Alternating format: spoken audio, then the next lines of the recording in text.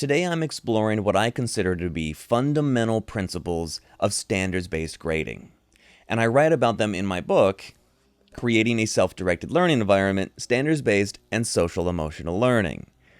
But because there are already so many excellent books on standards-based grading that go into such detail and explanation for different ways to adopt the mindset and the practices, I really only needed to include one chapter as an overview of these fundamental principles for a standards-based approach.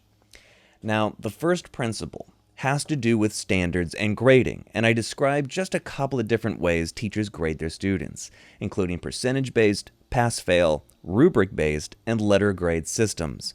But the big takeaway is that these different systems are not transferable. The purpose of a rubric grade is different than a percentage or a letter grade, which is different than a pass-fail grade. They each communicate something different about a student's learning. So if you end up averaging all of these different grading systems at the end of a grading period into a single number or letter, you're essentially turning all of those different assignments with different grading systems into one big percentage-based grading system. The second principle is where we really get into these standards themselves by looking at how we define proficiency. And something I say in my book is how the expectation for proficiency of a standard must be referred to as it relates to the standards development within and across grade levels. And in order to do this, we have to look at what specific verb is used according to Bloom's taxonomy. And most teachers get that part right. It's the next part that's usually pretty new to people and has to do with Webb's depth of knowledge. This requires that I identify whether a standard is requiring basic recall or reproduction of a fact or process, or if it needs something deeper, like a conceptual interpretation of an idea or a skill, or maybe even a more in-depth response involving strategic reasoning and evidence.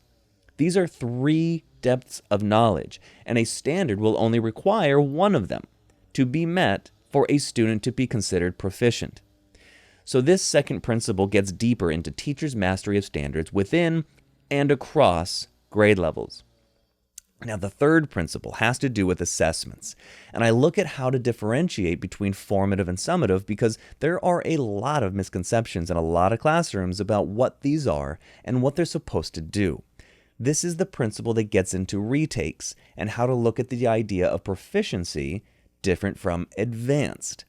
But the biggest takeaway for me is that standards-based assessments can't be explored without first exploring the first two principles. And this is also the case with the next two fundamental principles, because while we do want to know what all five of these principles are, it has become far too common for schools to try and create standards-based report cards before teachers have a deep enough understanding of grading, proficiency, and assessment. So the fourth and fifth principles are curricula and reporting.